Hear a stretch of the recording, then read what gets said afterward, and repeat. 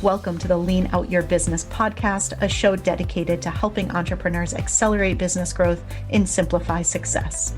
I'm your host, Krista Grasso, and I've been working with businesses for more than 2 decades to help them lean out and optimize what's working while eliminating anything that's not adding value. So if you are ready to get more time back in your day, more profit in your business, and to do business differently, growing and scaling on your terms, let's dive into today's episode.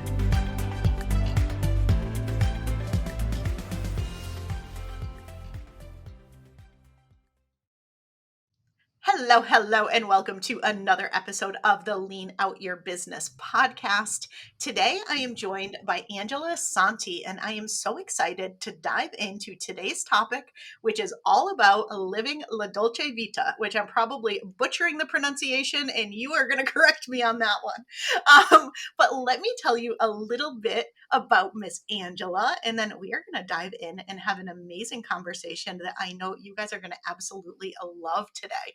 So Angela is Italian by birth and cosmopolitan by vocation, and she is the one-of-a-kind Dolce Vita leadership and lifestyle designer for elite entrepreneurs, business owners, and experts.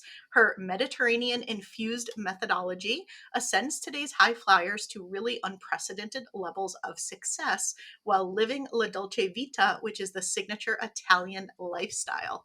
She believes that even those who have achieved what others have defined for them as the highest levels of success deserve to truly, deeply love and live their one life to its fullest. And so I'm sure you can see why I'm excited to have Angela on, because you know I talk about rich, fulfilled life all the time. And I feel like her philosophy and her model just takes that to the next level. So Angela, thank you so much for being here. I'm so excited to have you on the show today. Krista, this is my very pleasure, and I'm so honored to be here. And by the way, you pronounce La Dolce Vita perfectly, like a true Italian. I am Italian. I'm almost 100% Italian, and there's so little Italian in me for being so Italian. So I love it. All right. So for anyone who's not aware of what La Dolce Vita actually means, can you tell us what it is, why it's so important, and why this is something you are so passionate about? Sure. So, La Dolce Vita is the Italian way of living. And it's not only a way of living, it's a way of being. And before that is a way of thinking and an overall approach to every aspect of life. This is why the literary translation, sweet life, doesn't do justice to the term because, frankly, this is something so expansive and it applies to every aspect of life or life, personal life, life at work, business, everything. So it means basically being 24 hours a day in the flow, doing what you love, loving what you do, as if you are playing all the time. And the term comes from a movie by Federico Fellini. And by the way, it's a very boring movie. And I prefer the American version of it, of La Dolce Vita, which is Roman Holidays with Gregory Peck and Audrey Hepburn, where you see this couple. She's the American, like visiting Rome. And then he's the taxi driver who said, okay, today it's a sunny day and I want to take you around. So they're scootering and they're visiting all over the places. And Audrey Hepburn, the Puritan, like, okay, so it's a little bit reluctant to dive completely into La Dolce Vita at the beginning, but then she understands the beauty of it. So it's really being in the flow and being in doing something which is aligned with who you are, with your values, and it means a whole lot of things. It can be like being in the right business for you that like lights you up, or also like working as an employee and being in the right role for yourself. It means also drinking a cup of coffee because you love it, like this ritual in the morning, or like being on a yacht sailing in the Caribbean. It's a very, very expansive term, and there is no cookie cutter definition for it. I love that so much. And it just makes me think so often. I feel like entrepreneurs feel like they need to pay a price for their success. They will go heads down, sit behind their computer, say no to vacations and self care and all of the things to work really hard today for some future payoff tomorrow. And what I love so much about what you shared, it's like, no, do it now, infuse everything together. Just love everything that you're doing and don't settle for anything that you don't love. I love the whole concept behind that. Yeah, I thank you very much. And again, this is not about, like the 4 hours a week or, not working hard, because as entrepreneurs, we know that there are some times where you have to go all in, and there is no really dolce vita, meaning there is no time off, but you are loving what you do so much that you don't even fear, like the time passing, and you are there completely lost in what you do. It's like, like the artist. I always think about, like a painter or a musician. They are not there in like 1 hour, 2 hour, 3 hours. They just get the inspiration, and they are in the flow of their inspiration. And you know what? I think that now it's so important because after, I don't want to even call it the pandemic or whatever, because I would say after the great reset that the world has had, and people assessing and reassessing their priorities, La Dolce Vita has become so important. And now that we are all called to create a whole new world and to reconstruct something which is better, which is more inclusive, which is more fun, I would say, La Dolce Vita is important because you really have to, yeah, to give your contribution in a positive way. Yeah, I agree 100%. And I want to dive a little deeper into the model that you developed in the four pillars because I think they make it so easy to understand how to actually apply this to your life and your business. So can you walk us through your four pillars and your process? Sure. So I also like to call the four pillars like the four wheels of a car. But let me explain these pillars. So La Dolce Vita. Vita means life and dolce means sweet. Vita is an acronym for vitality, illumination, techniques, and assets. So these four pillars.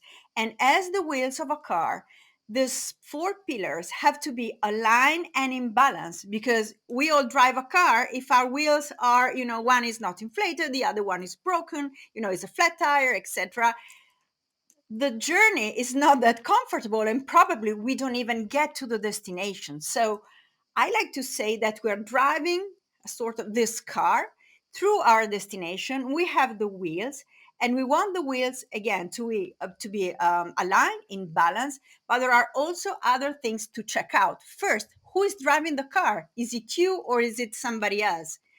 Okay, because if it's not you, there is not a lot of dolce vita. And then you have to check the dashboard, which is your emotions, how things are going, and if you have passengers, who are the passengers of your car? But what are these four pillars?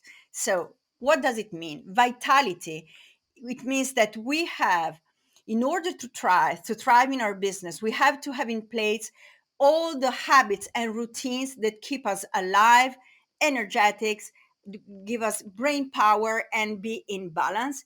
And it means, like your exercise, it means sleeping, it means eating the right things, because everything comes down, to our body. How our body is feeling affects our performance. Then we have illumination. It's the spiritual part, is the doing things that we love, do things that light us up. It's also the approach, the mindset. A positive mindset and a negative mindset, a negative approach changes everything. We all know that, and we have all tried that. Then we have the techniques. This is the systems and the strategies that we have in place in order to keep everything that we do smooth, And also, we delegate the things that we don't like because we want to be in the flow as entrepreneurs and do what is in our zone of genius. And it's also the leadership, which also is self leadership. And this is one of my most important, one of the most important things that I like to deal with. Leadership is the most important pillar, in a way, pillar within a pillar, and boundaries. Then we have assets. So, what are the assets? The most important assets is ourselves. We are our most important asset, then our skills and our beliefs. So, our belief system can be an asset or something very negative, there is, stopping us. So, we want it to be an asset. And very quickly, we can also bring these four pillars and um, integrate them in a business. So vitality is very, in a nutshell, the organizational well-being. Illumination, again, it's value alignment of the people, of the workforce, to the values and the right person in the right place. Techniques, again, it's strategies and systems and everything that that keeps the work smooth. And assets, it's of course the product, the service, but it's the people that are living and are working into a business. So we want to everything to be, again, aligned, in balance, and going smooth. Absolutely. I love the pillar so much. It really does make it so real, and it shows you how important it is to actually incorporate this into our business and into our lives. And I think, in the past, this probably felt more nice to have for a lot of people, but I know you talk a lot about how it's not a nice to have anymore. It is essential. It's essential for the workforce, it's essential for business owners, it's essential for individuals. And so, can you talk a little bit more about why you think now in particular it is so essential? In many, many different respects. So, first of all, because part of La Dolce Vita is also the do nothing, which sounds very weird to an Anglo Saxon educated mentality. And it's very smooth and very natural to the Latins, like the Italians, the Spanish, the Greeks, and all the Southern European. And it means the sheer idleness, which, by the way, it's not really idleness, because our brain, when we're idle and when we're doing nothing, quote unquote, nothing, is actually integrating things. And this is the moment when our brain is creative, is being creative. So we want to alternate focus, action, and intentional action and idleness moments, so that we can elaborate what we did and really take it to the next level. And also because the world now is so complex and decisions are so difficult, we are now called to make decisions without having all the elements for making this decision, and we don't even know if this is decision is right for now, and like in half an hour is the wrong one. So I don't know if you know this, you are familiar with this expression, the VUCA word, whereas like a word is volatility, uncertainty, complexity, and ambiguity. When we have to deal with those four, I would call them the horsemen of the apocalypse, because these are very, very hard to cope with.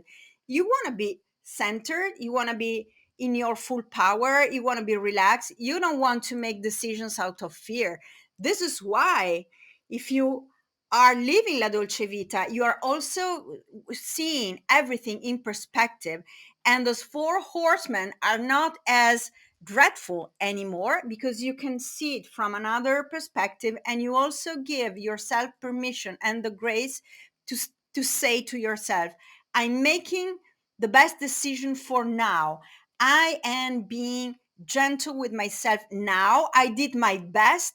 This is the best decision that I can make with the elements that I have now.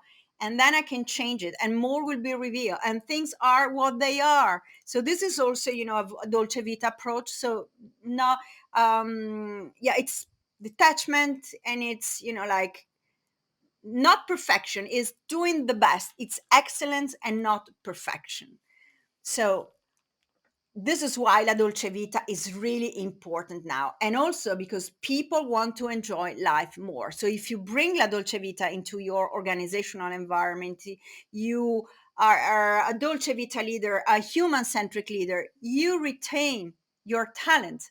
And if you retain your talents, you retain your know how, and your business is more competitive. This is easy. Yeah, right now in particular, where so many people are kind of waking up to the things that they were accepting before that they really weren't happy with, whether they're employees in a big company or whether they're employees in a small business like ours. And people realizing that they either want to start a business or maybe they felt like they had to start a business, but really they just want to work with and for an amazing business. And as people are realizing more what they truly want and what they don't want, I can see how important this is for you to be that workplace that people really want to come to, where people can fully embrace that as an employee in your organization, feel valued for it, and really just be a place that they don't want to leave. It feels like home to them instead of it feeling like a drag to them. Right. And value alignment is such an important thing. You cannot tell somebody these are your values and you have to embrace them. This is something that comes from your heart. And as a, when you're looking for a job, you want to look for a company that has aligned values with yours. And when you're looking for employees, you want to check their values. Absolutely. So let's talk a little bit about some people who actually embrace this lifestyle, who embrace this philosophy. Are there any well known people that you can share as an example? And what do you think it does for them or for their business? Okay, aside from myself, okay, and I'm kidding. So the person that I always take as an epitome of La Dolce Vita is Richard Branson, whom you know very well, I can say now. And because he really lived in a way that was aligned to his business, he was, and to his business, and his business is aligned to who he is, and he's living life to the fullest. We have both read his biography, which is super interesting and which I really recommend because you learn a lot of things. And he embraced challenge, and he wasn't, and he's never been scared of trying things. And also he is empowering his people, his employees, his teams to try, to fail, because this is not failure, they are learning. And he's also living in a way that is very aligned to his value, and to and he everything he does is for the good of the world. This is not just for business. This is just to have an impact in the world. He is the first person that I can think about. Then I would think about in general artists, singers, and painters. They just follow their inspiration. Probably, yeah, when they are doing what they're doing, when they're playing in a concert, yes, they are there, but they are also, in a parallel world. And this is when they give the best of themselves. So ideally, business should be something like this. Yeah, I agree. And I want to share a story about when I was on Necker Island and we had a Q&A session with Richard Branson. And he had shared his perspective on his failures and his businesses. Yeah. Because, of course, we all see the incredible success and everything he's been able to achieve. But that wasn't without a lot of businesses that weren't successful or a lot of things that he tried that didn't work. And it was such a great, I think, example of this philosophy and this mindset. And he had said in his business, what he does is he goes all in on something to try to make it as successful as possible.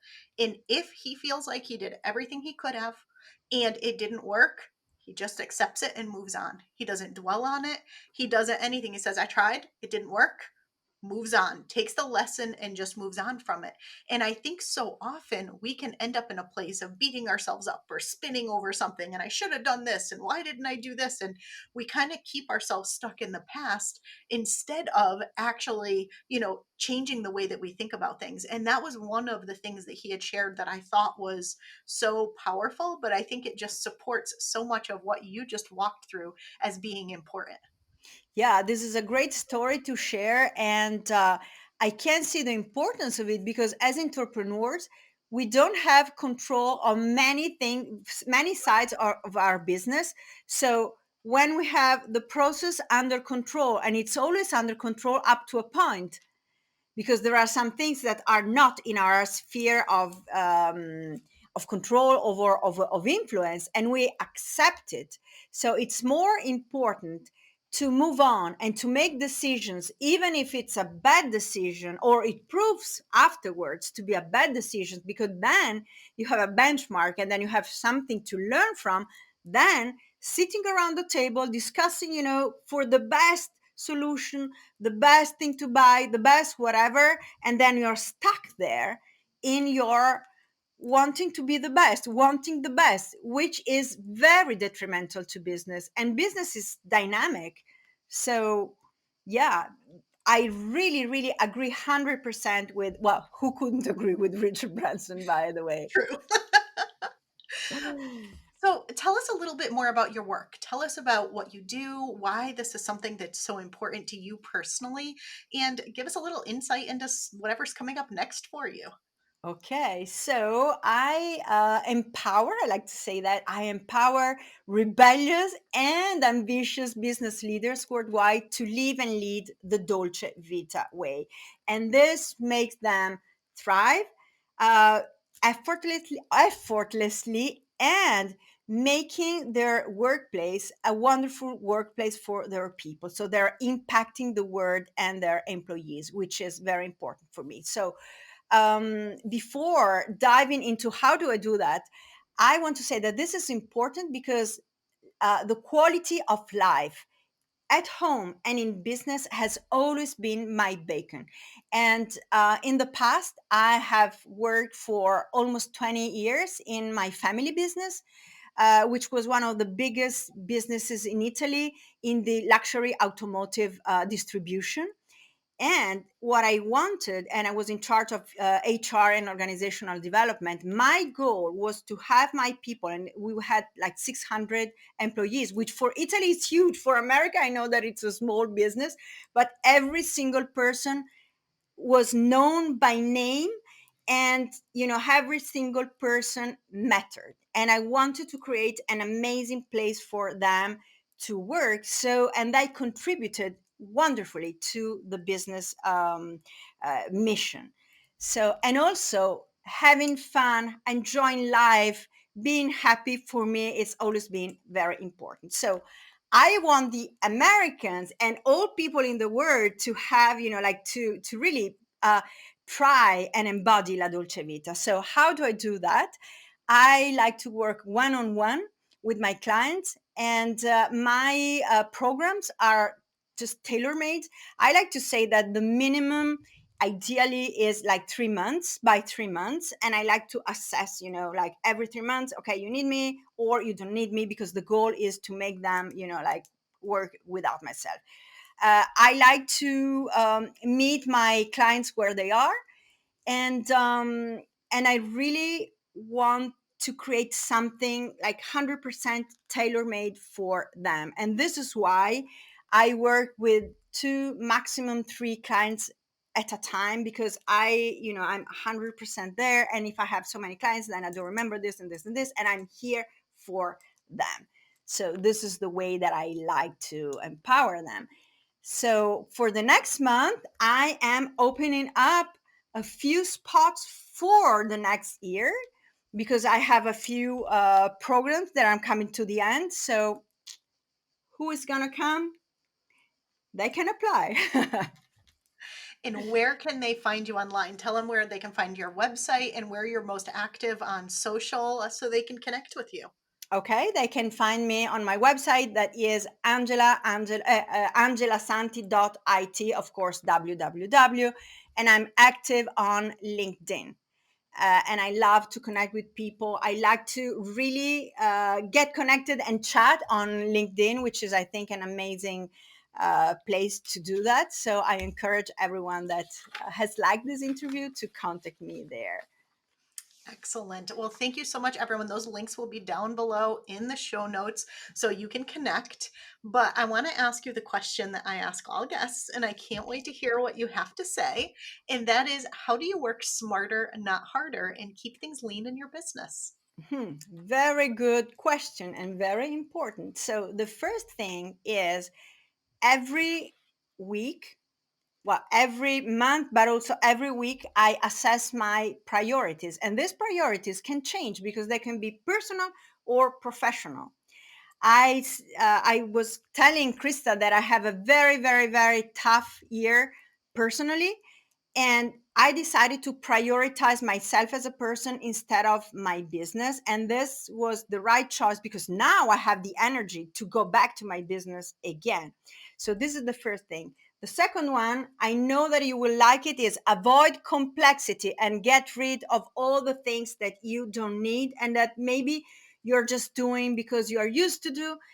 And it also entails hire fast with a clear idea in mind of what is the goal that your people have to do and what are the skills, and fire faster. Whenever somebody is not performing, fire as soon as possible because this is draining your energy. And delegate, but most of all, prioritize pleasure. Every day you must have your La Dolce Vita time, and this is mandatory and non negotiable. So I encourage you to find what it is. I absolutely love that. Thank you so much for being here. Thank you so much for sharing all of your knowledge, all of your wisdom, and the incredible La Dolce Vita lifestyle and approach that you've developed.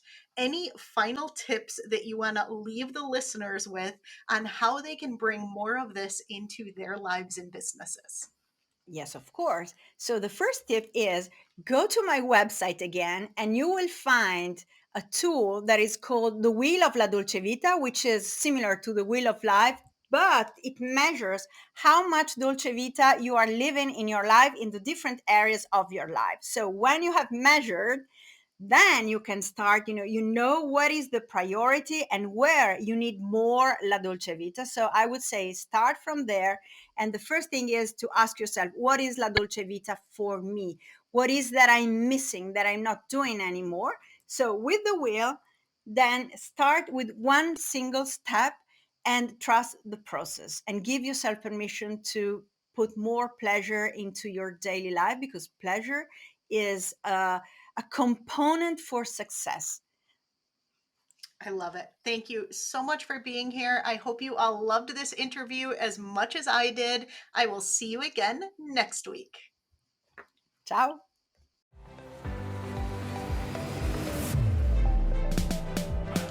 Thank you for joining me for another episode of the Lean Out Your Business podcast. I hope you got a lot of value and actionable insights from today's show, and would love if you take a moment to leave us a review.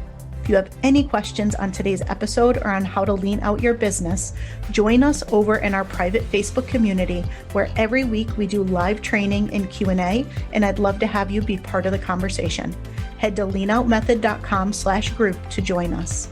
And before you go, be sure to subscribe to the show so you're the first to know when we release a new episode. We'll see you next week.